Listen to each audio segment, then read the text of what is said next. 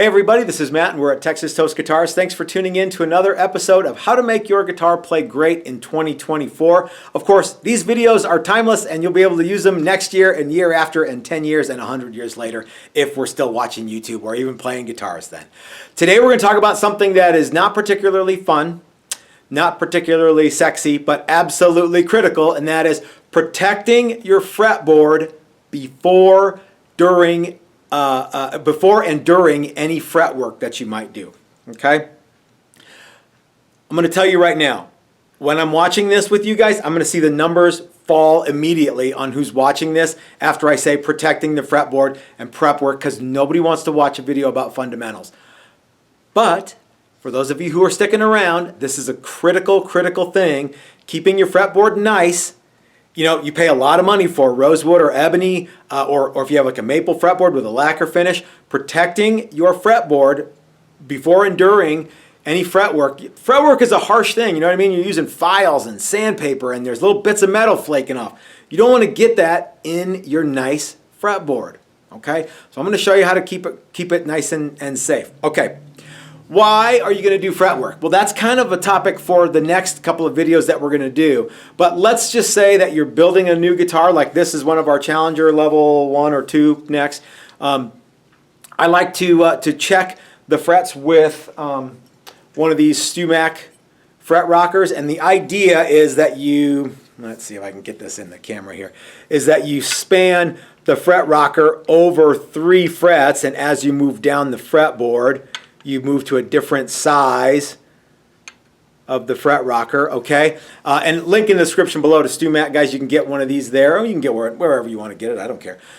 But a fret rocker is a cool thing to have. It will let you know if you have any high frets in relation to the other frets, okay? If you have a high fret, you need to get it down to the same level as all the other frets, okay? Now, before the internet doofuses start saying stuff like, if you have a high fret and you start filing it and you don't make sure it's not moving in the... We got it. This presupposes that the frets are not wiggling around in the slot. They're not moving up and down. We're presupposing that everybody knows how to do that. You don't need to do a gotcha to me, okay? But the idea is that all these frets are glued in. They're not moving anywhere. So if you have like a 100-year-old guitar and you have a high fret, you might want to make sure it's glued in, okay? Of course, if you have a 100-year-old guitar and the frets are still perfect, maybe you just leave the guitar. You know what? That's up to you. Anyway, the purpose of this video is to show you guys how to protect the fretboard, not get into a ballyhoo about what fret, this, that, and the other. Let me show you what I'm talking about, okay? This is already going to be a video that nobody's going to watch, but it's critical, okay? Let me show you what we're talking about. We'll try to keep it brief. All right, so here's our neck. It's on a little cradle here. Of course, it's my bench, so it's a total disaster area. And we want to keep all of the disaster from getting on our neck, since this is all about protecting the neck, okay? So let's just say, for the sake of conversation, you find a fret and you feel some rocking back and forth. We might be able to find one here. There's one right there. Okay, so we know that we're going to have some frets that need to be leveled out and redressed, okay? So, but again, before we start grinding on the frets, we want to protect the fretboard as well as the rest of the neck. But before we go to protecting the neck, one thing that we're going to want to do is we're going to want to make sure that our fretboard is level, because if we don't level our fretboard first, if we have a curve in our, or we have built-in relief in our neck, and we go grinding on it, then we really got to make sure that we don't have any relief in the neck. We want the neck to be flat, okay? So we're going to use this. We're going to use this StewMac fret notched straight edge here, and we look pretty excellent, okay? So just kind of take my word for some of this. When you're doing it, don't be so cavalier about whether or not the fretboard is nice and level. Get the fretboard nice and level, because the next thing we're going to do after we protect the fretboard is level the frets. So if the fret, you can imagine, right? If the fretboard has a smiley face or a frowny face in it, and you level all the frets and now they're flat, as soon as you go to straighten the truss rod later, they're not going to be level again. So first things first, fretboard level, and then move on to protecting the fretboard itself. Okay. So what I like to do, gang, is what we're going to do is we're going to put tape on everywhere where there's no frets. Okay. And the first thing that I like to do, and you should too, and you don't have to use all this tape. I'm kind of going a little fast here. You probably will want to get some different size tape, and we're going to talk about that here in a little bit. Okay, but what you want to do is you want to protect the edge of your neck, both sides. Okay, so let me get the other side going here. Maybe we should switch the camera angle too. And sometimes what I'll do is I'll actually take a piece of this wide tape and cut it in half, and so I'm not wasting, so I'm not burning so much tape. But again, I'm going a little quick because we're making a video here, right? All right, let me get my dang arms out of the way. Okay, now we have tape all along the sides of the neck, hence protecting the sides of the fretboard and the sides of our neck. If you need to do any last-minute truss rod adjusting, okay, now's a good time to do that, because the next thing that we're going to do is we're going to put some tape over the headstock. All right, and I like to do that because, you know, if I'm protecting everything, let's say there's finish on the headstock, right? We don't want to get a bunch of crap all over the headstock. Okay, so we're going to mask everything off. All right, now we've got a bunch of fretboard that we need to protect as well before we start to do any grinding on the frets. Let's move the camera so you guys can get a little bit better angle here. Okay, I'm going to try to do this without, you know, blocking the camera the whole time. So what you want to do, guys, is you want to I like to get a big piece of tape, and what I'm going to do is I'm going to use the factory edge of the tape and go up against the fret. Okay, now on this one it's easy because there's only one side, but on the next one,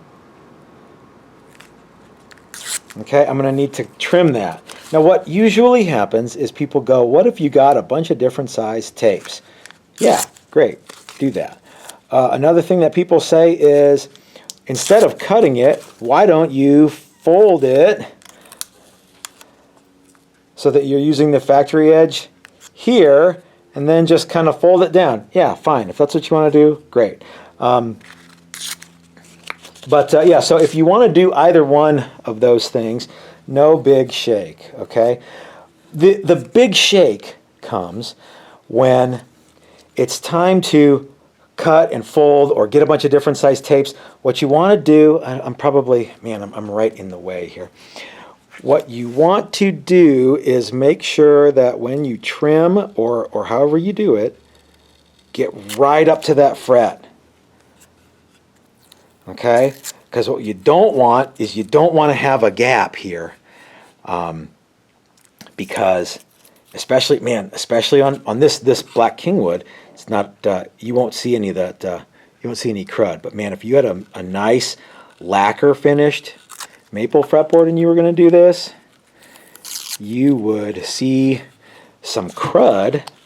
If you didn't get right up to the fret, you'd see some crap when you after you did like all your fret work and buffing and that sort of thing. Okay, so really make sure that you get right up to the fret. Okay, that's very, very important. Okay, now let me move the camera again, and we'll get going. I'll show you how fast this actually goes. I'm not going to speed any of this up neither. Okay, I don't know. I'm gonna work from the direction I don't normally work. Okay, so we'll get these in, and like I said, use the factory edge. Okay, and take your thumbnail and kind of work it into the fret on the other side, and then if you're using my razor blade technique, just put it right up against the fret. Okay, and you're kind of using the fret as a guide for your razor blade. And remember, you're only cutting through a tiny piece of masking tape, so you don't have to, you know, put a bunch of force on it. Okay, you can do it very, very gently. You're only cutting through one little layer of tape. Okay. So I like to get 2 or 3 of these, 4 or 5 of them, 6 or 10 of them going at one time, because, well, I just do. Okay. So again, run your thumbnail, or if you want to get like a, I don't know, if you want to get a tool and press it in there, I guess you can. I think that my M1 thumbnail is pretty good at this. Okay, so take it and then just run your razor blade right along there, and it's perfect every time. Now, if you save this one piece of tape that you cut off, okay, you can use it on another fret area. That's one of the reasons that I don't like to use the kind of fold it to get it out of the way thing. I mean, that way works great, you know. And I also don't worry about having to, you know, have 5 or 6 different sizes of tape. I just, I've done this enough to where I just kind of got good, you know, at this particular method. Doesn't mean that's the only method. So if you guys want to, you can use whatever method you want, as long as you're protecting your fretboard investment, right? Okay, so see, and it doesn't take long to do. I think that maybe some people go, oh, I really don't think I would feel comfortable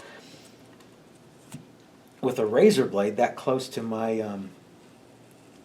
guitar fretboard. You know what I mean? Especially after I just said, you know, you guys spent all this money on your fretboard or on your guitar, and you want your fretboard to be nice. I don't know if I could. I don't know if I'd feel comfortable running a razor blade next to my fretboard, and I get that. You know, so if you want to, you can either invest in building a skill, or you can invest in some hardware. Doesn't matter to me.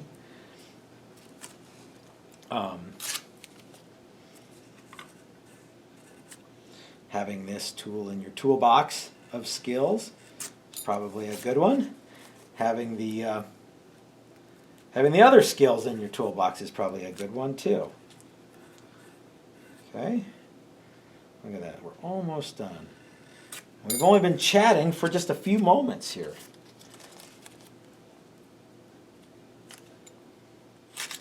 Yeah, okay. A couple more to go.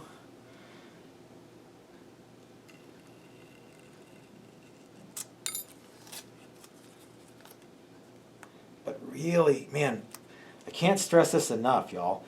Really get your really get the edge of your tape or your razor blade or whatever it is that you're using right up against that fret, and that will keep everything, that will keep all of your fretboard looking good. See, look at that. I already had one kind of come, because I was yapping, I was jaw jacking. Okay, so really get